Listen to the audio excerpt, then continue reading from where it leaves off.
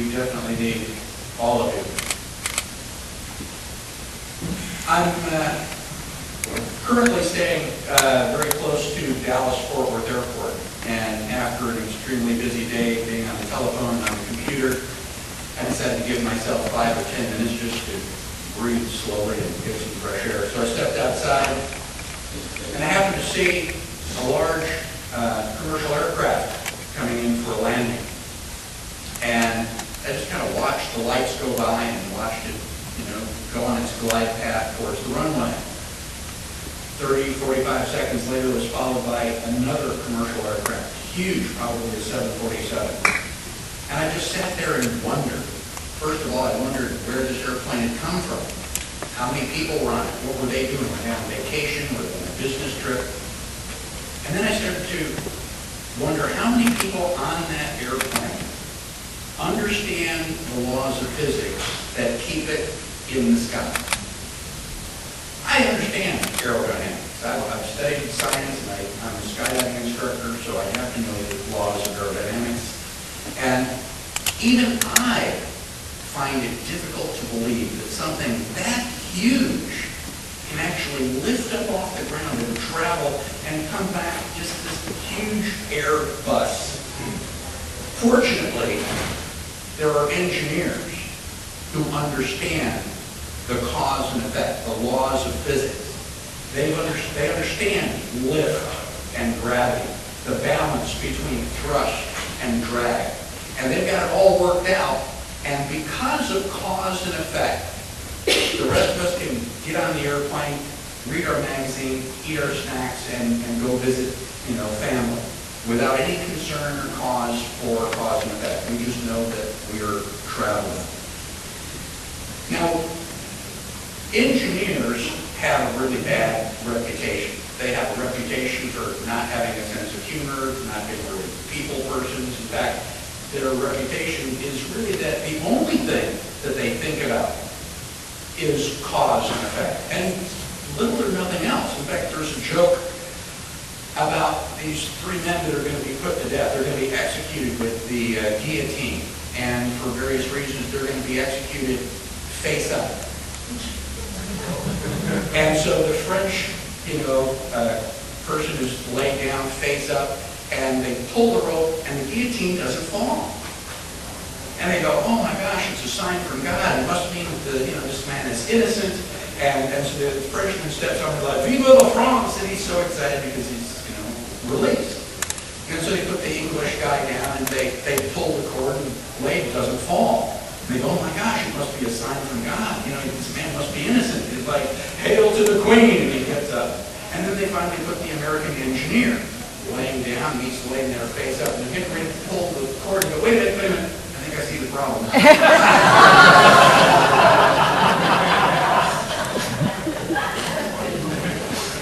I don't expect you to be that focused on cause and effect, but we do need to focus more on cause and effect. When we think about things in the physical world, we all are focused on that. On April 15th, Flight 1549 took off from LaGuardia Airport. And as it was taking off, I'm sure there were people sitting on the airplane, Democrats, Republicans, conservatives, liberals, who fully expected to spend 3 hours in a crowded airplane, never once looking to their left or the right, talking to their neighbors. They just were in a hurry to get wherever they were going. And 2.5 minutes into the flight, the flight path of Flight 1549 intersected with the flight path of a flock of birds, and the laws of cause and effect took over. And I don't know if you've heard the recording from the cockpit, but Captain Sullenberger, was reporting back that, we've lost both of our engines. We have no power. And the air traffic control says, would you like to turn around and come back to LaGuardia? And his comment was something along the lines of, yes, I would like to, but we can't do that. And the laws of cause and effect, we don't have enough altitude to turn this airplane around and land where we just took off. And they're trying to be very, very helpful. They said, well, would you like to land, over there in Teterboro? And he's going, well, that's not going to happen. I either. And that's because, and if you listen to the recording, Captain Sullenberger was very calm, very methodical, very much like the American engineer laying face up in this guillotine.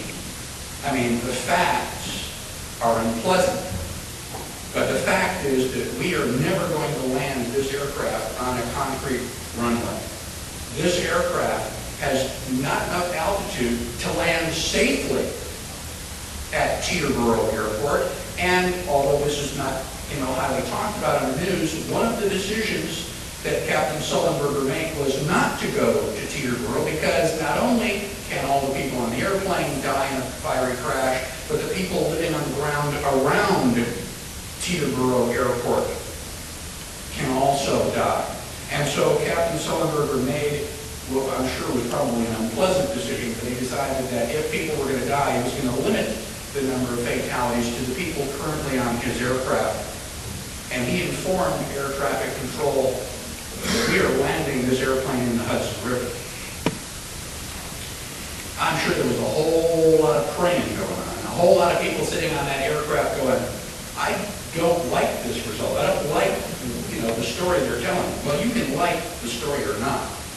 But the laws of cause and effect, the laws of physics are immutable. And if you don't have engines, if you don't have altitude, gravity is not going to be postponed until you get off the airplane. And we all know now, fortunately, that being the engineer, the quintessential engineer that he was, Captain Sullenberger was able to safely land his aircraft in the middle of the Hudson River and save every person on that airplane. And I think we owe Captain Sullenberger.